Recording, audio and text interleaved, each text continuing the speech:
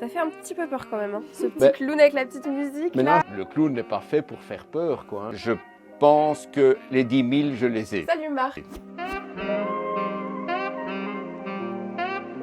Et bonjour. Est-ce que tu peux nous dire comment a commencé ta passion pour les clowns?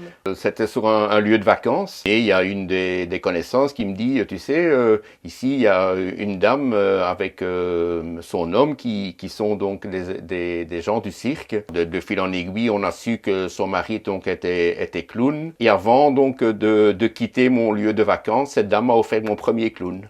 Est-ce que tu peux nous montrer? Oui, bien sûr, je peux vous le montrer.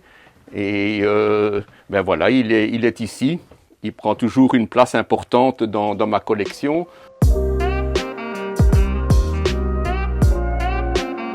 Et c'est quoi du coup le clown qui a le plus de valeur pour toi? Les clowns qui sont plutôt articulés, je trouve ça bien. Des anciens clowns, des clowns musicaux, mais ils ont tous leur charme. Moi, tous mes clowns ici viennent de Belgique ou de France. Les clowns où on sait leur origine, c'est vraiment le clown de Murano. Il est fabriqué en Italie, c'est normalement fait main. Est-ce que tu peux nous dire à combien de clowns s'élève ta collection?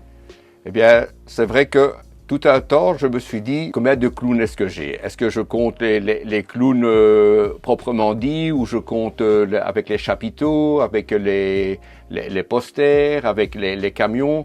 Mais en ayant un calcul fort approximatif, je me dis que j'ai des tout petits, j'ai des moyens, j'ai des grands. Je pense que les 10 000, je les ai.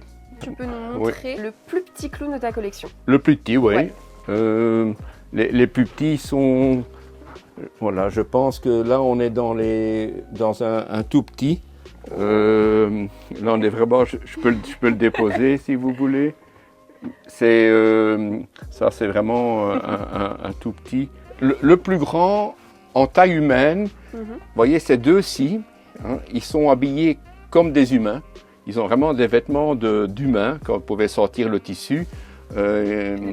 Et donc, quand on les met debout, ils m'arrivent jusqu'ici, quoi. Clown, c'est vraiment un métier. Je pense un métier qui doit être pris très au sérieux. C'est pas dans le but lucratif, c'est vraiment dans le but de faire plaisir.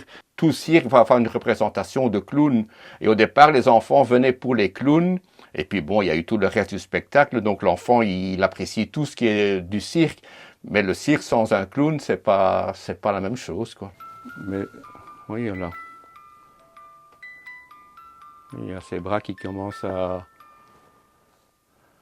Ça fait un petit peu peur quand même, hein. Ce petit clown avec la petite musique. Maintenant, là. je vais vous dire, j'ai des petits-enfants. Ouais. Quand ils sont trop petits, c'est pas toujours facile. Donc, il faut peut-être pas trop les amener parce que bon, ça peut être effrayant d'en voir beaucoup. Mais il y a des adultes qui ne viendront jamais non plus. Donc, moi, je te cache pas que quand je suis l'interview, j'avais un peu peur. Hein. Ah ouais, j'avais un peu peur de rencontrer tous ces clowns. Je comprends très bien. Mais donc finalement, ça va. Alors, tu parlais de charme. Quelle image tu as, toi, du clown? Parce que souvent, c'est associé à l'épouvante dans le milieu du cinéma. Ouais, et toi, du coup, tu en penses quoi? Moi, je pense que au niveau donc de cette image du clown qui rentre dans des films d'horreur, d'épouvante, c'est pas du tout quelque chose que je trouve objectif. C'est dommage que le clown d'horreur, il n'y en a aucun ici. Parce que quelque part, mais je pense qu'on en revient au fait que quand on veut que ça intéresse les gens, parfois les extrêmes attirent. Le clown n'est pas fait pour faire peur, quoi. Le but de la personne, c'est quand même de divertir, que ce soit pour les enfants ou les adultes. Et en tout cas, merci beaucoup Marc de nous avoir emmenés dans ton univers des clowns. C'est vraiment avec grand plaisir. Moi, j'ai partagé ma passion, donc le plaisir, il est vraiment réciproque.